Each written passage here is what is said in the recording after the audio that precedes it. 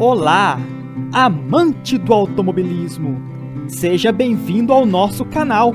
Eu sou Marquinhos Rocha e contaremos hoje mais uma trajetória de sucesso.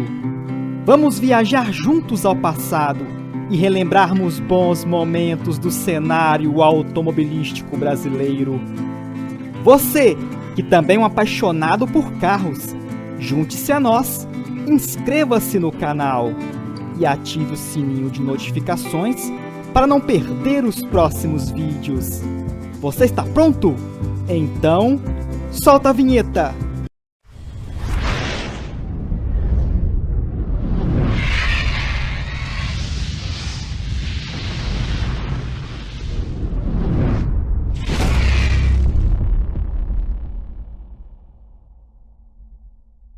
O ano de 1956 marcou o início da fabricação de automóveis de passeio no Brasil, com os lançamentos do pequeno Home Zeta e da charmosa perua DKV V-Mag. A cidade de São Paulo foi a grande beneficiada com a instalação das indústrias automotivas, que, somado à existência do Autódromo de Interlagos, passou a ser o novo centro do automobilismo nacional, principalmente após a criação das equipes de corrida das fábricas que aqui se instalaram, como a DKV V-Mag, a Simca e a Willys Overland do Brasil. Com o brasileiro cada vez mais apaixonado por carros e com a popularização cada vez maior das corridas automobilísticas, a Willys, que já competia com seu pequeno Renault Dauphine, decidiu trazer para o Brasil um novo carro com características realmente esportivas.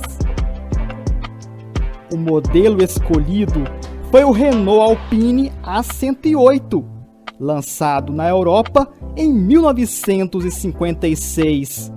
Que, por sugestão do publicitário e jornalista Mauro Salles, foi rebatizado com o nome do autódromo paulistano de maior destaque nacional naquela época.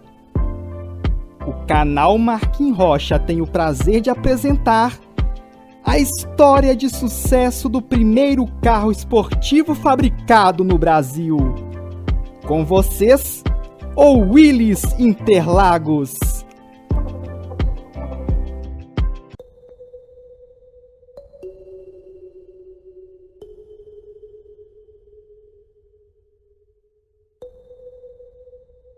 E foi no segundo Salão do Automóvel de São Paulo que tudo começou. Apresentado ao público em outubro de 1961, com produção iniciada em 1962, o Interlagos, fabricado pela Willys Overland do Brasil, chegava ao mercado brasileiro ostentando novidades ainda inéditas e nunca vistas em um automóvel até então. O primeiro carro esportivo fabricado em série no Brasil foi lançado em 3 variações de carroceria: o Interlagos conversível, simplesmente o primeiro da indústria brasileira; o Interlagos coupé, com o capô traseiro mais definido; e o Interlagos berlinetta, o desenho original da sua versão europeia, com um perfil no estilo fastback. Sabia você que as 3 versões do departamento de carros Sport, conversível, berlinette e coupé, não ficam devendo nada, nada mesmo, às mais famosas marcas do mundo?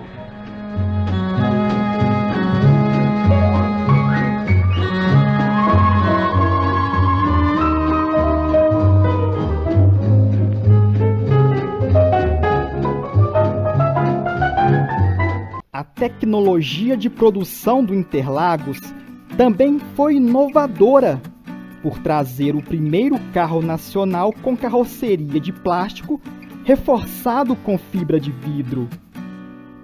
A concepção mecânica do Interlagos era típica dos carros esportivos da época, um monobloco com estrutura tubular em aço. era disponibilizado ao consumidor 4 tipos de motorização e 4 diferentes cilindradas, com potências de 40, 50, 56 e 70 HP, sendo esta última, a mais potente, presente apenas na versão berlineta. Os motores eram os mesmos que equipavam o Renault Dauphine, Gordini e Renault 1093.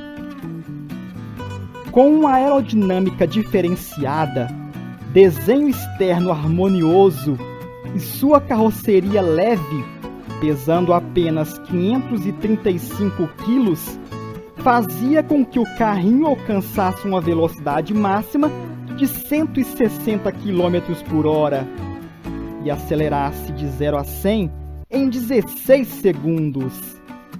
Acha pouco? Não para a época. Na verdade, podemos considerar ótimos números. Impulsionado por um propulsor de 4 cilindros em linha, refrigerado a água e tração traseira, o Interlagos possuía câmbio de 4 marchas e suspensão independente nas 4 rodas, com molas helicoidais. Suas linhas harmoniosas logo conquistaram o público brasileiro. Sua pequena altura chamava a atenção, com o teto mal ultrapassando a cintura do motorista. A silhueta baixa, as formas suaves e arredondadas, os faróis circulares protegidos por uma cobertura plástica e as tomadas de ar por trás das portas davam ao Interlagos um ar moderno e esportivo. Já sua traseira era composta por uma enorme grade cromada, que além de bonita, ajudava na refrigeração do motor. O interior do Interlagos era outro show à parte e deixava claro sua concepção esportiva. Os bancos eram individuais e anatômicos, com encosto reclinável, posicionados bem rente ao assoalho, deixando as pernas do motorista quase na horizontal.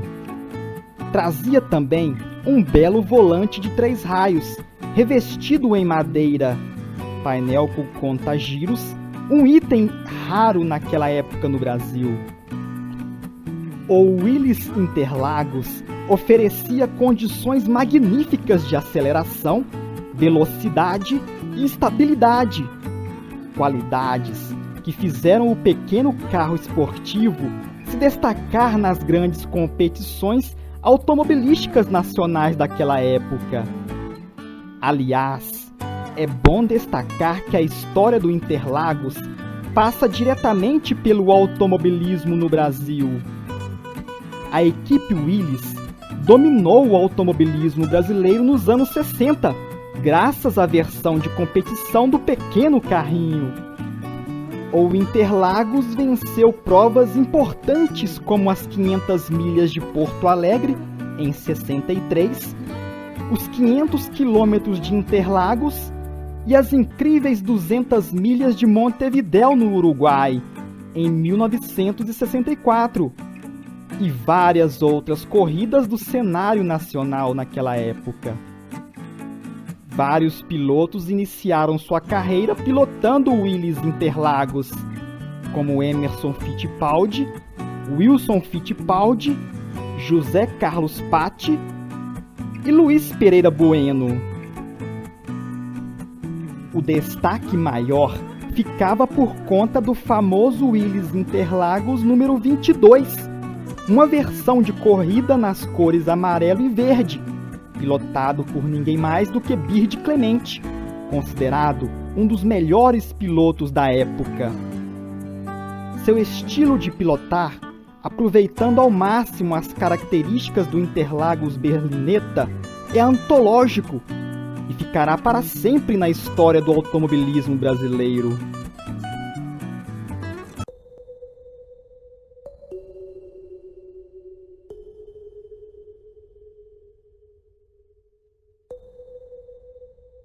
As características do Interlagos praticamente não mudaram ao longo dos anos.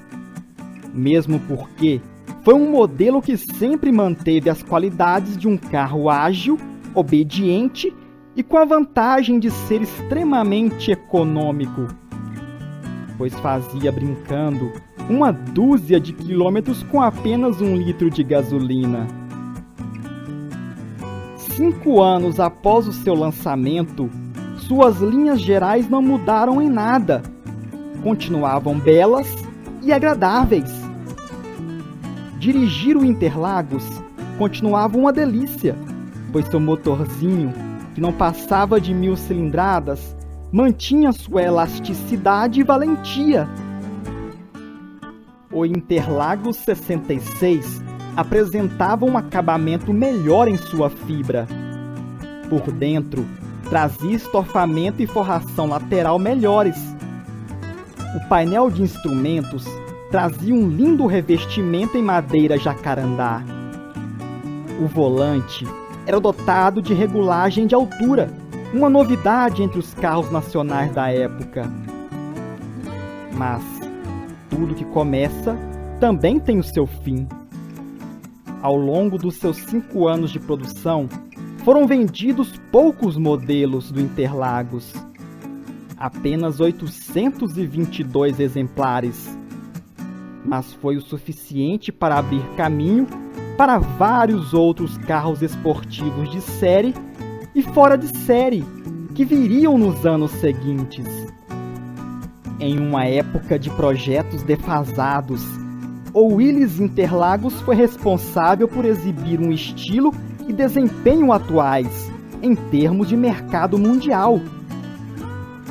A passagem do Interlagos pelo mercado brasileiro foi um passo importante para a nossa indústria automobilística. Produzido entre os anos de 1962 a 1966, o Willys Interlagos tornou-se um dos clássicos mais desejados, não só por colecionadores, mas também por aqueles que ainda sonham um dia ter um exemplar deste simpático carrinho. Pois não há dúvidas que o mesmo, até os dias de hoje, faz sucesso pelas ruas onde passa. E aí, gostou do vídeo? Se você gostou, deixe o seu like. E se ainda não se inscreveu, se inscreva agora, ativando o sininho de notificações para não perder os próximos vídeos. Confira também nossa página do Facebook e participe das promoções. Se tiver uma história para contar sobre o Willys Interlagos, compartilhe conosco. Compartilhe também este vídeo com aqueles que são apaixonados por carros. Um abraço a todos e até o próximo vídeo.